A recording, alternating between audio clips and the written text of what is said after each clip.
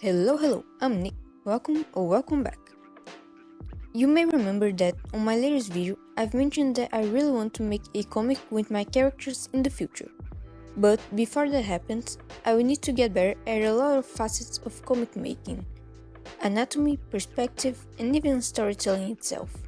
And the topic of today's video: backgrounds. I absolutely adore those pieces with a full scenery. A drawing where you can see the characters living, those where it looks like they're real peoples. But despite all of that, I rarely do any piece like this. I have done some explorations with it on my sketchbooks, but it's been a while and I surprisingly never tried digitally. But today that changes, my friends.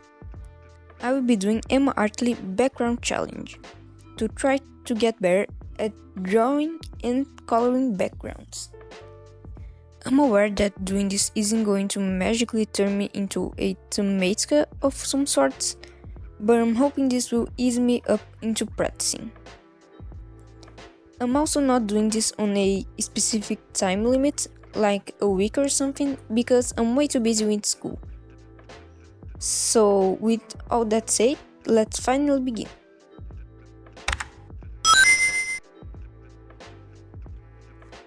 The first prompt was to do some studies. And first of all, I need to say that I actually did 6 of each one, and not because I'm dedicated and wanted to put myself onto more work, but because I did the first ones a while ago and ended up getting way too busy to continue it right away. And a long time passed, so I figured that the time between the studies was important to have it really be effective. So I basically restarted. So 12 studies it is. I really liked how these sketches turned out. I tried to keep them very loose and not focus so much on perfections, and I think they read pretty well. I did notice that I have some difficulty positioning things on the right place. Definitely need to work on that. I added a slight note to the values and lighting of the reference because they look a bit wrong without it, and I think it really makes all the difference. And I even think you can see a little bit of improvement as the stories progress. And I'm actually really proud of those little sketches.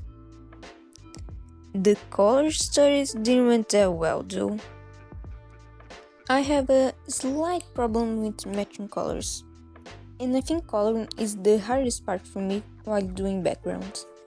Plus, to make it even harder for me, I didn't have a good process to do the sketches. My approach was all over the place and they all look pretty inconsistent with one another.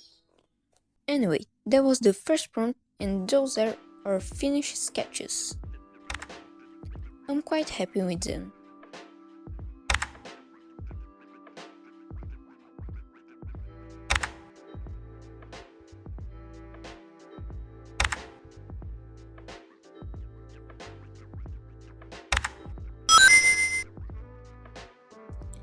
The second prompt was a background direct from a reference. This is our first finished illustration.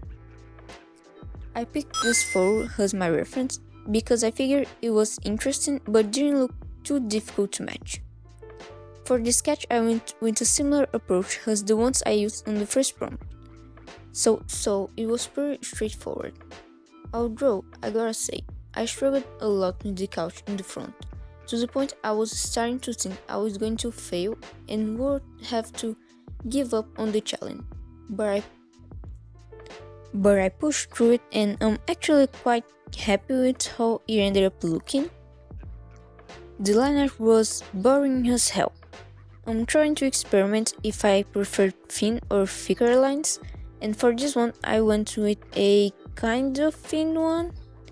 It was my first time lining a background digitally, so I was trying to find a good approach. Anyway, I pretty much just lined it regularly. It took a long time, but I liked how it looked at the end, even if I could have done some stuff differently. The colors were, again, pretty hard to match to the reference. I noticed that I have a tendency of making colors too dull and stick to a sort of middle ground on the values. Plus, before I did the details on the rug and pillows, it was all looking too white.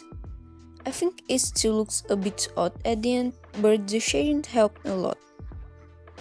It still looked a bit white in my opinion, but that's kind of how the reference is, so I'm actually quite happy with how this one ended up looking. I kind of need to work on my shape design, even for characters, so some stuff ended up looking a little bit sloppy at the end, but I'm still quite proud of this one.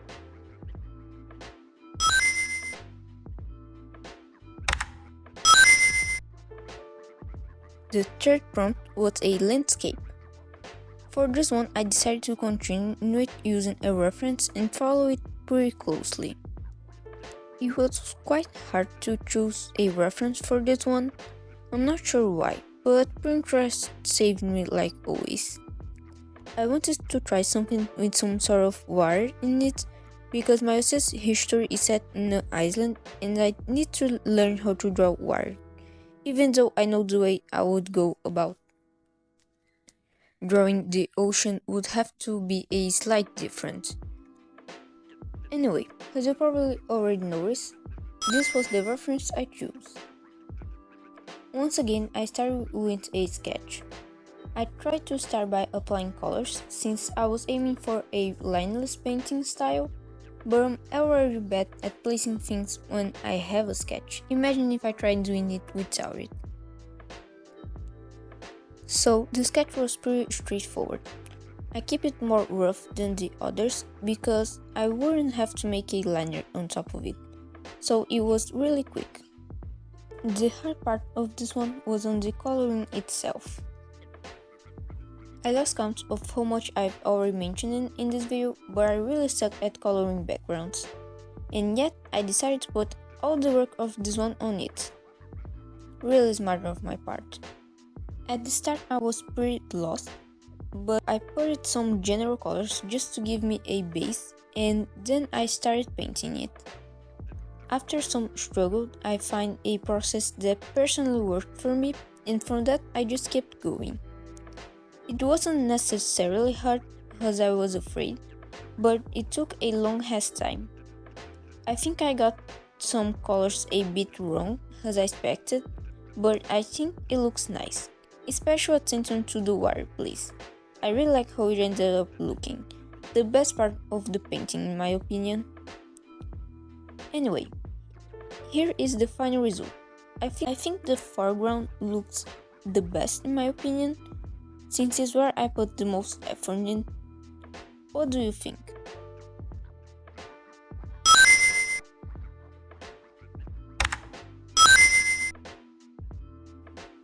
The next prompt was to draw a character's room, more specifically a room of one of your OCs. And this is our first drawing with our direct reference to follow, which made it quite intimidating. The character that I choose to make a room for is Charlie. He's one of the most developed ones and I talked about him on my latest video. You should check it out. As I say on that video, Charlie is from a wealthy family and is kind of nerdy, so I wanted to portray this on his piece. I always imagined his room having a big fancy bed, those ones that look really exaggerated, and I actually had done a really quick exploration of it a while ago, so I made sure to include it. On top of that, I wanted to add a bunch of books and a lot of art stuff, because those are both things that are prominent on Charles' character. And I was sure to include his little company, that still doesn't have a name yet. If you guys could help me with name ideas, I would be really glad. Having all those things in mind, I went to Pinterest for reference and inspiration, so I could have a base to work with and get into sketching. The sketching phase was really scary at first. For the initial 30 minutes I was just messing and panicking a lot. Everything looked wrong and I was really debating if I would be able to complete this challenge.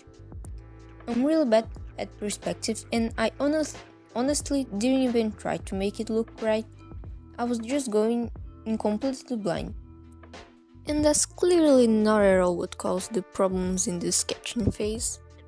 Why would you think that? I took a picture of a thumbnail that I had done in my sketchbook and tried to position Nate's stuff in a similar place, just blocking things and seeing where everything would go. And once I finally got to a point that I liked it, I did a second pass clearing things up and preparing for the line art. I tried to give the furniture this orange, rich vibe. I tried to make it look fancy and detailed, you know? And then after all the pain and suffering, it got to a place that I thought it looked nice enough and finally started the line art, which was pretty straightforward, so I don't have much to say other than the angles and perspective look very wonky, as expected. Meanwhile, the line art was straightforward, the coloring otherwise, it was an absolute nightmare. It took so long to put all the base colors, and none of the colors were looking good. I wasn't being able to figure out how to make them and convey the vibes I wanted. One of the problems was that I wanted the furniture to be a darkish color, but when I did it, I thought it all looked too dark. Plus, literally nothing was working for the floors and walls. You will see that I struggled with it a lot, from the start to the end of the coloring. Thankfully, the shadings kind of saved the colors. I'm not super satisfied with how this one turns out. It looks really sloppy and kind of weird. The colors are not the best, and this is definitely the weakest one so far. I still have a lot to study before being able to make my own scenery with our reference. But I do really like how the bed turns out though. This is definitely not going to be Charlie's final room design. I kind of want it to be bigger, you know? But anyway, this is how this prompt turned out. Kind of a flop, but okay.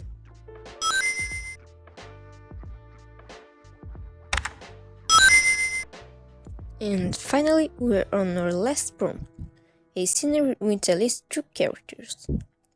For once, I decided to be smart and make a thumbnail for my idea, including a color test, which made my life a lot easier in the future. Plus, I went clean enough on the thumbnail of the scenery so I could reuse it as my sketch and go direct for line art.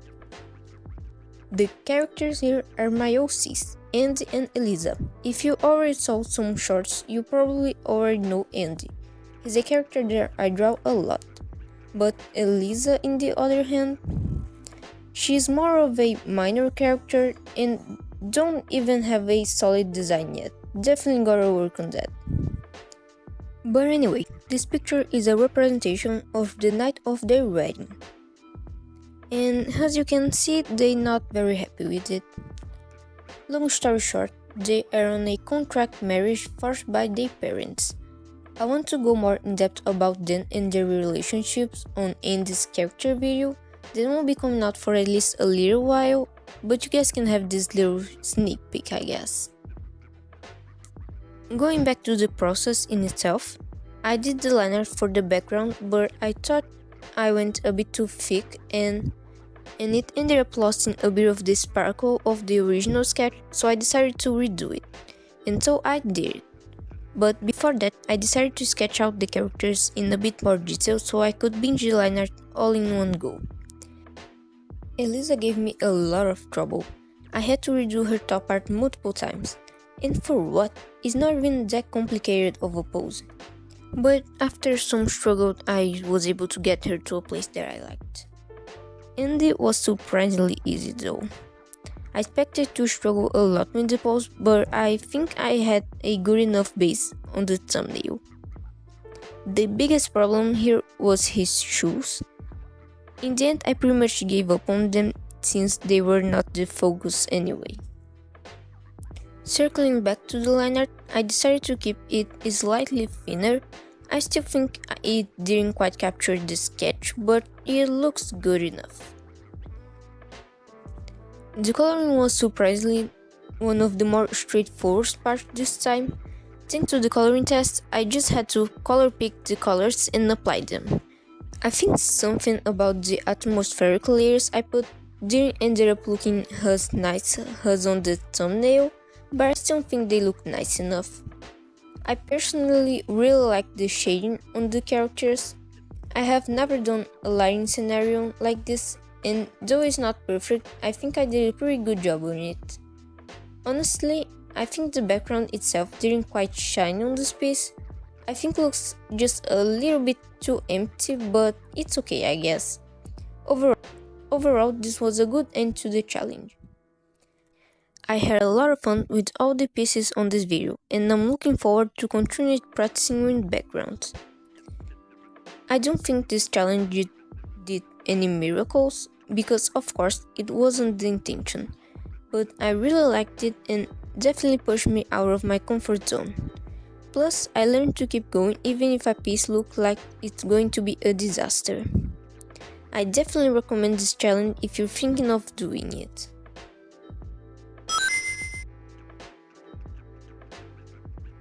And if you like this video, make sure to subscribe so you don't miss the future videos that I'm going to be posting. And if you want to see more art from me, go follow my other socials. Please remember to like and comment and have a great day or night. Thanks for watching, bye bye.